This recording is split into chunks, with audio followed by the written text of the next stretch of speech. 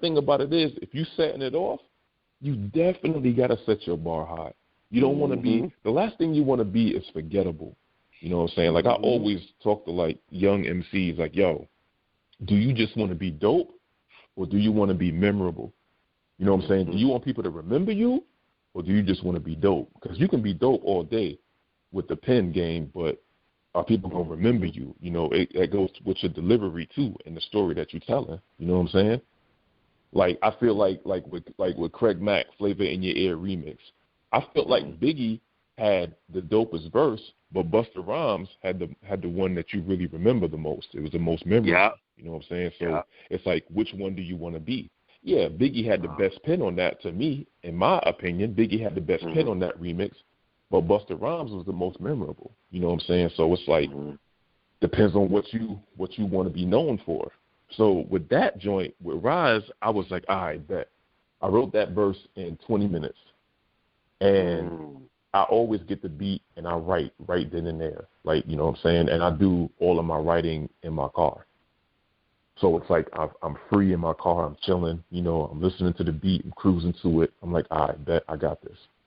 So, you know, I just told my story. You know what I'm saying? And I sent it to Rise. And Rise was like, yeah, this is fire. Definitely. You know what I'm saying? So I was like, you know, we'll see what happens. I always try to put my best foot forward, especially when usually when I do features, dudes don't let me hear their verses until mine is done. Like, they tell me the topic or the concept, but then they don't let me hear their joints, which is fine because I know the competition.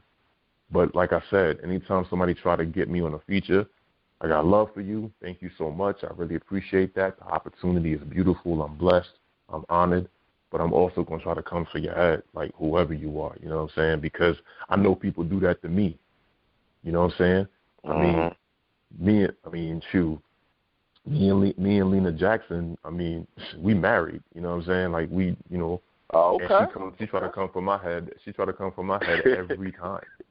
Anytime and every time we on tracks. You know what I'm saying? She try to come for my head, and it's like, that's how it's supposed to be. You know what I'm saying? Because, you know, that's the spirit of hip-hop. And that's how I got to do it. That's how I got to deal with it, you know? So, yeah, man. I mean, that record is so dope. I love that record. We were supposed to do a video for it. I don't know what happened. You know, I can't speak on that too much, you know? Look, man, that record ain't gonna die, man. I don't care. Like, I love the entire, like, record, but just like you said, like, you set it off. And I even joke with you on Facebook, like, yo, that's what they all say, because it's got to be 10 trillion rappers who've heard that. I was like, yo, he got that shit there. And then that Baby Boy flip was like, like I said, it was super nasty, man. but let's get into this Heavy Furs. Like, how does it feel? All right, it's one thing. Like, I've been around people who've made records with their significant other, whether it's their wife, girlfriend, whatever. But it's one thing to just make a record and, oh my God, this was something we did, baby, I love you so much, you know, all of that. But it's another thing for you to do that and then the record be fire. And yours the latter. How does that feel, bro? I mean, you know, me and Lena, we've been doing joints together for a little bit. You know what I'm saying? It ain't no Bobby and Whitney type joint. You know what I'm saying? I got you. No something in common type joint. Like, everything is venom. It's all venom always. You know what I'm saying? There's no cutesy, wootsy, this and that. You know what I'm saying? Like, it ain't nothing like that. Like, I mean, you know, even when we in, like, if we on the show, on the stage or whatever, you know what I'm saying? I mean, we giving each other pounds. Like, you know what I'm saying? Like it ain't no huggy and kissy stuff like that for the public, you know? I mean, the hook, you know, she came through, she blessed the hook. You know, she has a dynamic voice. You know, she is an outstanding artist. You know what I'm saying? She does her thing very well. And her name is buzzing real heavy, which is dope. You know, she's always been dope. And it's cool to do stuff like that. I mean, she's on that record. She's on another record with me on that same album, the Leave You Where I Find You album, produced by Sharp Cuts. That's out now. she's on another joint called Praise, and she has her verse on that, and she rips it. Like, she brings it home. Like, that song wouldn't be what it is if she wasn't on it. You know what I'm saying? Like, you know, I did my numbers. I went first. I did my numbers. Boom, boom, boom. But even I look forward to hearing her verse on that because, you know, she brought it home so well. And I knew she would. And that's why I put her second and put her on that joint like second to just bring it on home. You know what I'm saying? Because I know that that's one of her strengths. So it's like she killed that joint. Listen to that joint called Praise off that album. And, I mean, she destroys that joint, you know. And a lot of times with MCs, it's hard for us to really not bow down, but it's hard for us to give credit when credit is due. But me, I'll be like, nah, man, she murdered that joint. She killed that joint. You know what I'm saying? Like, I do my numbers. I'm going to always do my numbers, but she did her thing on that. Like, she murdered it, you know? And sometimes when you have certain features, without that feature, the record wouldn't be the same. You know?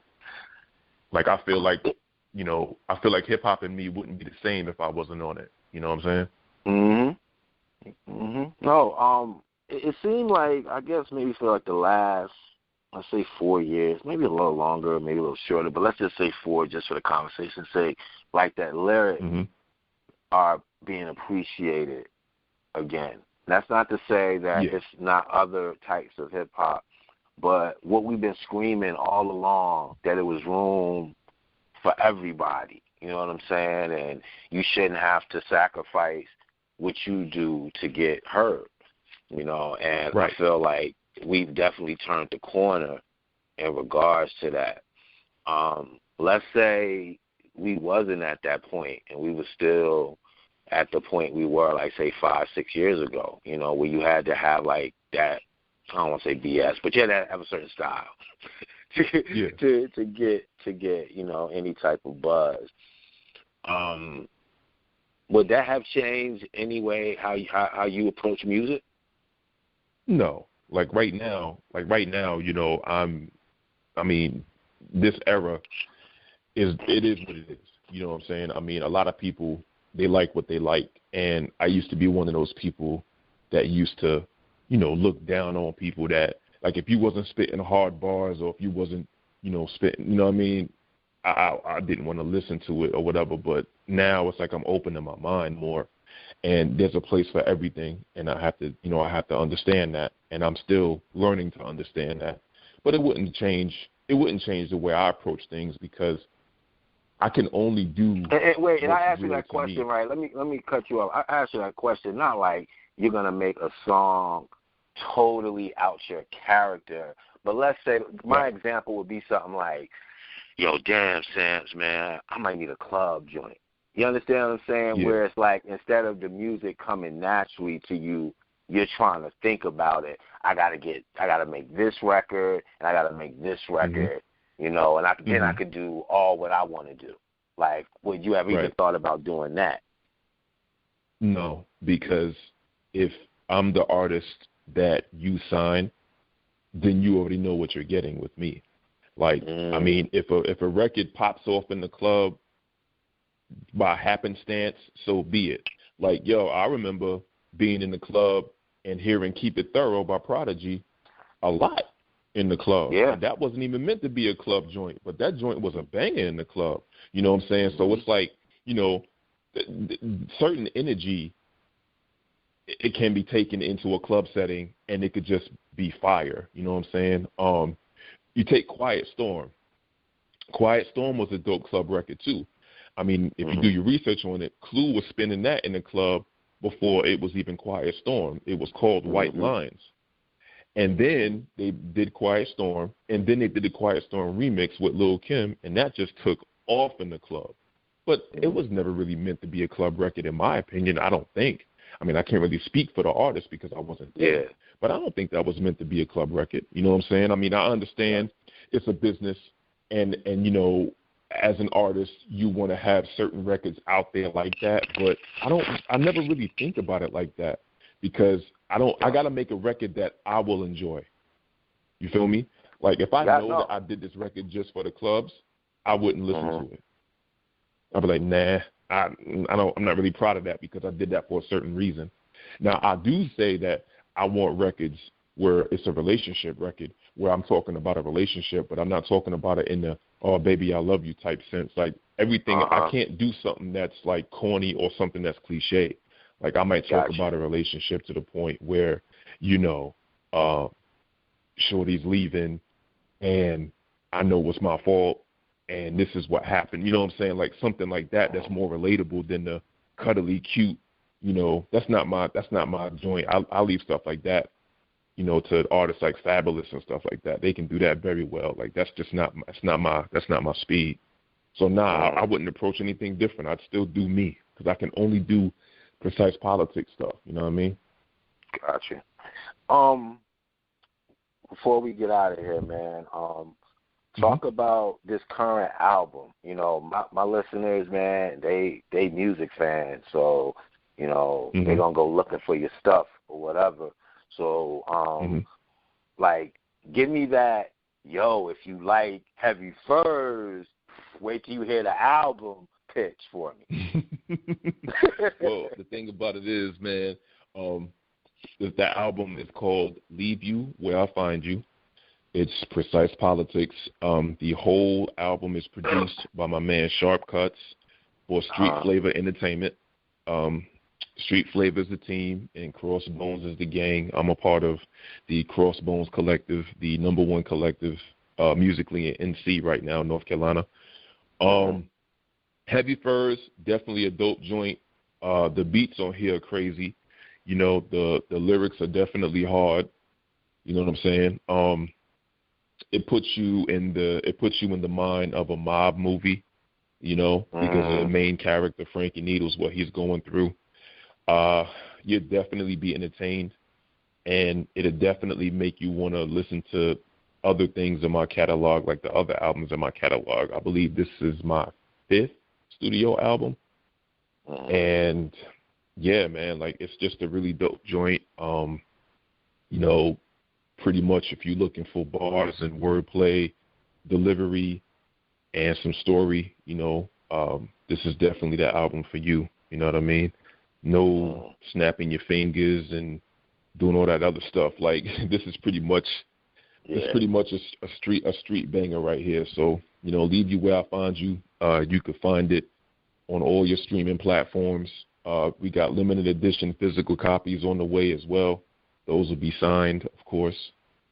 So, yeah, man, I mean, that's my pitch, man. Go out there and go get it, because it's definitely something to listen to. All right, man. Before you get your contact information out, I know you got a few shout-outs. Oh, yeah. Shout out to my manager, DJ Samps, for Street Flavor Entertainment. Shout out to my man Malls. We got an album coming out. It's called Bloodsport Champions. And so it's an album with me and my man Malls, because we got a duo called the Bash Brothers. And, you know, shout out to my man Drugs Beats.